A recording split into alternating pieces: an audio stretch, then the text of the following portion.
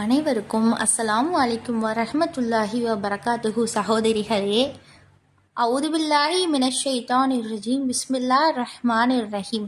அல்ஹம்துலில்லாஹி ரப்பில் ஆலமீன். அகிலங்கள் அனைத்தையும் படைத்து வளர்த்து பரிபக்குவம் படுத்தும் அல்லாஹ்வுக்கே எல்லா புகழும். வ அஷ்ஹது அல்லா இலாஹா இல்லல்லாஹு வஹதஹு லா ஷரீக லஹு வ அஷ்ஹது அன்ன முஹம்மதன் அப்துஹு வ ரசூலுஹு. வணக்கத்திற்குரிய இறைவன் அல்லாஹ்வை தவிர வேறு யாரும் இல்லை. அவன் தனித்தவன், அவனுக்கு கூட்டாளி யாரும் கிடையாது. நிச்சயமாக நான் சாட்சி சொல்கிறேன், முஹம்மது நபி ஸல்லல்லாஹு அலைஹி வஸல்லம் அவர்கள் அல்லாஹ்வுடைய அடியாரும் தூதரும் ஆவார். எல்லாம் வல்ல அல்லாஹ்வின் கிருபை நம் மீது பொழியட்டும். அளவற்ற அருளாலும் நிகரற்ற அன்புடையுமாகிய அல்லாஹ்வின் திருப்பெயரால் துவங்குகிறேன். நம் அனைவரின் மீதும் சாந்தியும் சமாதானமும் உண்டாகட்டும். இன்று நான் பேச எடுத்துக்கொண்ட நபி தோழியர் பெயர் உம்மு வர்கா பின்த் அப்துல்லா அல் ஹாரித் அலி. இவங்களுடைய வரலாறை பற்றி நம்ம பார்க்கலாம்.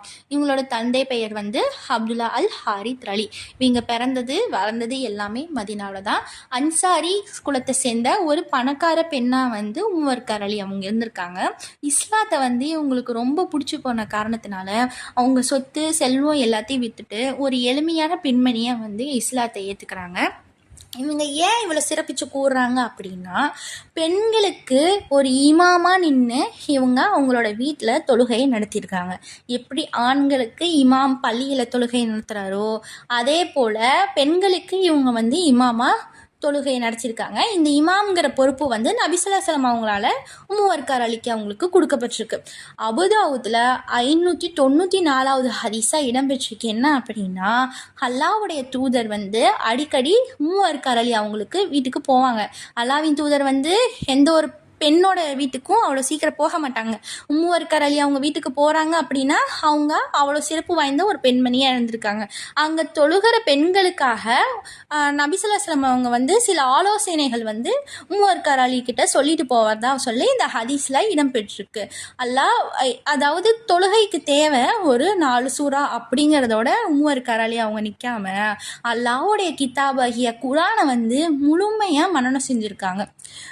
1400 வருஷத்துக்கு முன்னாடி குரானை மனனம் செய்யறதுங்கிறது அவ்வளோ சுலபமான விஷயம் கிடையாது. ஏன்னா அப்போது இஸ்லாத்தை ஏற்றுக்கிட்டவங்களுடைய எண்ணிக்கையே குறைவானது தான். அதுலேயும் தன்னோட தீனை முழுமையாக அடைகிறதுக்கொசரம் உம்மு வர்கா அலி இரவும் பகலும் குரானை ஓதி மனனம் செஞ்சுருக்காங்க. அல்ஹம்துலில்லாஹ். அது எவ்வளோ பெரிய விஷயம் தெரியுங்களா? அவ்வளோ சுலபமான விஷயமே கிடையாது. அடுத்ததா இவங்களுடைய இறப்பில் ஒரு பெரிய துரோகம் நடந்திருக்கு. அது என்னங்கிறது நம்ம கடைசியாக பார்க்கலாம். இப்போ ஏன் இவங்க இன்னும் இவ்வளோ சிறப்பிச்சு கூறுறாங்க அப்படின்னா, இன்னொரு விஷயம் இருக்குது. என்ன அப்படின்னா, நபி ஸல்லல்லாஹு அலைஹி வஸல்லம் அவங்க மக்காவிலிருந்து மதீனாவுக்கு வந்த 2 வருஷத்துலேயே ஃபத்ரு போர் ஆரம்பிச்சிருச்சு. ஃபத்ரு போர் அப்படின்னா இஸ்லாமியர்களுக்கும் குரேஷி கூட்டத்தாருக்கும் நடந்த போர் தான் ஃபத்ரு போர். நம்ம இஸ்லாமிய கூட்டத்தாரிடம் குறைந்த நபர்கள் தான் இருந்தாங்க. ஆனால் குறைஷிங்கிட்ட படையே இருந்துச்சு. அல்லாஹ் போதுமானவன். நம்ம இஸ்லாத்தில் இருந்தவங்க எல்லா ஆண்மகளுமே அல்லாவின் மீது பாரத்தை போட்டு அல்லாவோட நம்பிக்கையை எடுத்துக்கிட்டு தீனை ஆயுதமாக கொண்டு குறைஷின்கிட்ட போராடினாங்க. நாம் தான் ஜெயித்தோம். அப்போது இவங்க போருக்கு கிளம்பிட்டு இருக்கிறதுக்கு முன்னாடி உம்மு வர்கா அலி நபி ஸல்லல்லாஹு அலைஹி வஸல்லம் அவங்க கிட்ட அல்லாஹ்வின் தூதரே, நானும் உங்க கூட போருக்கு வரேன். அங்கே அடிபடுற வீரர்களுக்கு என்னால் முடிஞ்ச மருத்துவ உதவி நான் செய்கிறேன், தண்ணி கொடுக்குறேன், இந்த மாதிரி சிறு சிறு உதவி செய்கிறேன், என்னை கூட்டிகிட்டு போங்க அப்படின்னு சொன்னாங்க. நபி ஸல்லல்லாஹு அலைஹி வஸல்லம் ஆனால் மறுத்துட்டாங்க.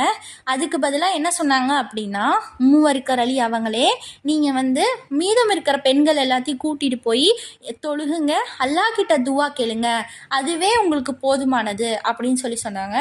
அதுக்கு உம்மு வர்கா அலி சொன்னாங்க, போரில் கலந்துக்கிட்டா தானே உயர் தியாகிங்கிற பட்டம் கிடைக்கும் நபி அவர்களே அப்படின்னு சொல்லி கேட்டதுக்கு, போரில் கலந்துக்கிட்டா தான் அந்த பட்டம் கிடைக்கணும் இல்லை, அதுக்காக நீங்கள் துவாக்களும் தொழுகைகளும் செஞ்சாலே அல்லாஹ் உங்களுக்கு சொர்க்கத்தில் உயர்ந்த இடத்த தருமா அப்படின்னு சொல்லியிருக்காங்க. உம்மு வர்கா அலி தர்மம் செய்யறதுல ஒரு சிறந்த பெண்மணியாக மதீனாவில் இருந்திருக்கிறாங்க. எதனால் அப்படின்னா, யார் எது கேட்டு வந்தாலும் இவங்க இல்லைன்னு சொல்ல மாட்டாங்க. இவங்களுக்கு கல்யாணம் ஆகலைன்னு சொல்லிட்டு சில ஹதீஸ்களை குறிப்பிட்டிருக்கு. ஆனால் எந்தளவு அது உண்மைங்கிறது தெரியல. இவங்க 2 அடிமைகளை நியமிக்கிறாங்க. ஒரு ஆண் அடிமை, ஒரு பெண் அடிமை. இவங்களுக்கு வயதுக்கு வயதான காலத்தில் வந்து அவங்க தான் பணிவிடை செஞ்சிட்டு இருந்தாங்க. எப்பயுமே இரவு தோறும் வந்து குரான் ஓதுவாங்க. அந்த குரானோட ஒளி வந்து உமர் அலி அவங்க வீட்டுக்கு வரை கேட்குமா. ஒரு நாள் இந்த அடிமைகள் வந்து இந்த சொத்தின் மீது ஆசைப்பட்டு, ஆனால் இதுக்கு முன்னாடியே உம்முவர்கார் அலி அவங்க வந்து அவங்களோட சொத்து செல்வத்தையும் தன்னோட அடிமைகளை ஆண் அடிமைக்கு பெண் அடிமைக்கு எழுதி வச்சுட்டாங்க. உம்முவர்கார் அலி வந்து ஒரு நாளும் அவங்க அடிமைகளை வந்து அடிமைகளாக பார்த்ததே கிடையாதாமா. தான் பெற்ற பிள்ளைகள் போல தான் அவங்க எப்பயுமே பார்த்துப்பாங்களாமா. ஆனால் முதலாளி மேலே ஒரு விசுவாசமே இல்லாத அந்த அடிமைகள் வந்து உம்முவர்கார் அலி அவங்கள வந்து கொலை செய்து ஒரு துணியால் கட்டி அவங்க வீட்டிலையே விட்டுட்டு தப்பிச்சு அந்த உயிலெல்லாம் எடுத்துக்கிட்டு தப்பிச்சு ஓடினாங்களாமா.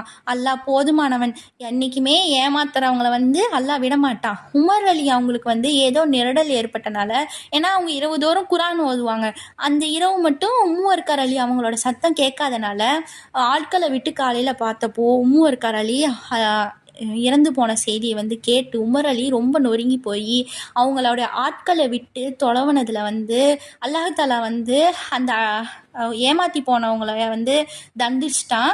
உமர் அலி அவங்க வந்து அவங்களுக்கு மரண தண்டனையும் விதிச்சிட்டாங்க. அல்லாஹ் வந்து என்றைக்குமே யாரையுமே ஏமாற்றக்கூடாதுன்னு சொல்லியிருக்கிறான். அதே மாதிரி நாம் யார்கிட்டையும் ஏமாளியாகவும் இருக்கணும்னு கிடையாது. அல்லாஹ் ஒருவனுக்கு என்றைக்குமே நம்ம பயப்படணும். எந்த ஒரு செயல் செய்யறதுக்கு முன்னாடியும் அல்லாஹ் நம்மளை பார்த்துக்கிட்டு இருக்கான். மறுமையில் அதுக்கு நமக்கு உண்டான கூலி எப்பயுமே உண்டு. எந்த ஒரு நபித்தோழியுமே அவங்களுக்கு அந்த நபித்தோழிங்கிற பட்டம் வந்து சுலபமாக கிடைக்கல. அவங்க அவ்வளோ தியாகம் பண்ணியிருக்காங்க. அவங்க குடும்பத்தை விற்று கொடுத்துருக்காங்க. சில பேர்லாம் மறைமுகமாகவே இஸ்லாத்தை தழுவி தெரிய வந்து பெரிய பெரிய பெரிய பிரச்சனைகளாக அவங்க வந்து சந்திச்சிருக்கிறாங்க. ஒவ்வொரு நபித்தோழியருடைய வரலாறையும் நம்ம எடுத்துக்கிட்டாலும் பெண்களாகிய நமக்கு அதில் ஒவ்வொரு படிப்பினையும் இருக்குது. அவங்க எப்படியெல்லாம் இருந்திருக்காங்களோ இன்ஷா அல்லாஹ் அவங்கள மாதிரியே நாமளும் இருக்க முடிஞ்ச அளவு நம்மளால் முயற்சிகள் செய்வோம். இப்போது உம்முவர்கார் அலி அவங்களோட வரலாறு எடுத்துக்கிட்டோம் அப்படின்னா அவங்க செய்த தர்மம்,